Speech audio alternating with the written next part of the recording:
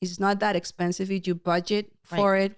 If you use envelopes and you just chip in and you don't go maybe to the fancy restaurants, but you just spend the money wisely, you can do this. And it's part of education. Yeah. It's a curriculum in itself. Yeah.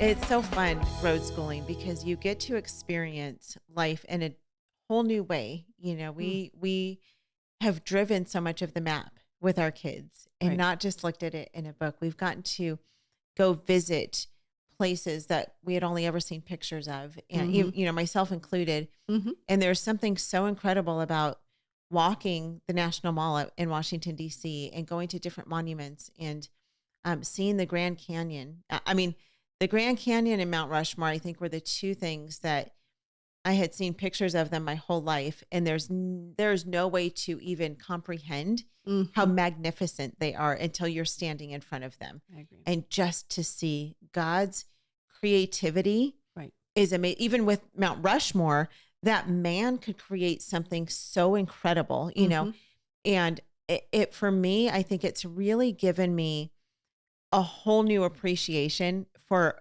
God as our creator. Right. You read about him as creator in the Bible, but once you go out, and this is just in our country. I mean, I'm not even talking about outside of our country. I'm talking about just America. And man, God was so gracious to allow us to enjoy the awesomeness of what he designed. Yes. And I just think of how much fun he must have had and how everywhere you go, the flowers are different. The animals are different. The grass is different. The soil. The soil the is color different. Of the soil. Yes. The beaches are different, you know, from West Coast to East Coast, the beaches are different. Everything is so different. And it's amazing to get to experience that with your kids. And so, you know, I encourage parents, if you, again, don't think that it is so far out of reach that it's something you can't ever do. It might take some planning for a few years and plan a trip across the country. You know, if it takes 5 years for your family to save up to do this, it'll be worth it. Save up for 5 years and drive from coast to coast or from wherever you live to somewhere that seems far out of reach, and just enjoy the road along the way. Enjoy the memories time with your family. that you build. You know, there's so much value in memories. Memories are of tremendous value, especially during these times for our kids. Yeah. And these really stay in their minds. Right. Like we went to the Founding Fathers Monument. We have did you? We did. Okay. Wow. And We've not been there yet. It was tremendous. That's because amazing. we have read about it. We heard some documentaries by Kirk Cameron, Monumental. Yeah. That's how we started learning about the history of the country. Yes. That's really what fired up that spark in our house. So what we have been reading and watching on TV, being at the monument and being there and seeing it creates such an impact that you cannot erase it. It's almost like what video games do to you. Yeah, right. You know, it goes straight into your subconscious and it's stick there. Right. The music too. Like every state you go, we try to engage with the culture of the state. Yeah. So we go and try to foods from the location. We listen to music. Yeah. And those are the things it's very hard to just recreate at home. Yeah. If you can physically go with your children. And again, you just said it's not that expensive if you budget for it. If you use envelopes and you just chip in and you don't go maybe to the fancy restaurants, but you just spend the money wisely, you can do this. And it's part of education. Yeah. It's a curriculum in itself. Yeah. And you don't have to have an RV to road school. Actually, interestingly, we actually traveled we lived in our RV for 2.5 years, but the majority of the time that we traveled by car. Okay. I don't know if most people don't know that, but we actually traveled by car. And the reason we did that was because we lived in the RV and we had it situated and it was because we worked and homeschooled and stuff, it was just a big hassle to have to tie everything down and put everything away and move everything. We just felt like it was kind of a pain. And then because we were paying for a campground that we still had to pay for, or else we would lose our spot, we just thought, you know what, it's cheaper to just drive by car and find friends or family to stay with. And so we actually made a lot of friends staying with new people along the way. So one of the resources that I actually want to tell people about, I don't know if you're familiar with this, is A Candle in the Window. Are you familiar with this? Oh my goodness. Okay. So this was started by a Christian homeschool family, and it's a hospitality network, and it's amazing. So I'll put the link in the show notes because I don't remember exactly what the website is, but it's a hospitality network. And so I want to say it's very affordable. It's like $30 a year or $40 a year, something like that. And you have to apply to be in it, but it's pretty much, it's all Christian families. You have to be a Christian family.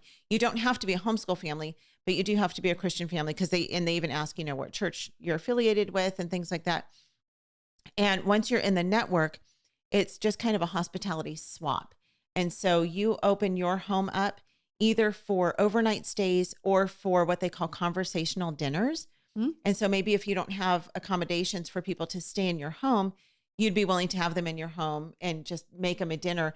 And so if someone's coming through your town, if they're part of the network, they can go on the website, see that they're traveling through Tulsa, Oklahoma, look on there and see who they might be able to stay with. Okay. And then if people are able to offer accommodations, it will say how many people they can accommodate, how many beds they have, if they have pets or if they don't have pets. And, it'll give some information on that family.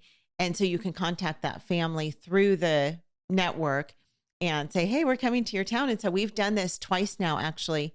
And it's been really neat to get to stay with different people who are in the network and who just want to be part of the body of Christ. And really, the Bible talks a lot about hospitality. Yes. And so it really is the body of Christ working together, but you don't pay to stay in these people's homes and you get to make friends. And so it's really an incredible way to be able to travel. And so I heard of one lady, I think she wrote a book, and I don't know what the name of the book is, but a lady who traveled with her kids literally like around the country, staying in people's homes who were part of a Candle in the Window network.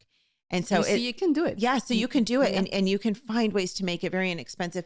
The other thing that I was going to talk about, and you and I talked about this today, and you did not know about this, I was so surprised, is the National Park Pass for 4th grade students. So if you have a child who's a 4th grader, or I guess if they're 9 or 10 years old, but in that 4th grade age range, they can get a free pass to go to any national park in the country. Doesn't cost anything. They get in for free and they get their entire family in for free with them.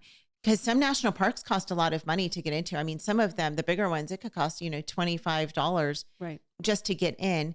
And so with this 4th grade National Park Pass, your whole family gets in for free. So if you have a child who's in 4th grade-ish area, then you can apply for that online. And you just reminded me too, when you do boondocking, for people that don't know what boondocking is, there's places, restaurants, wineries, museums, churches.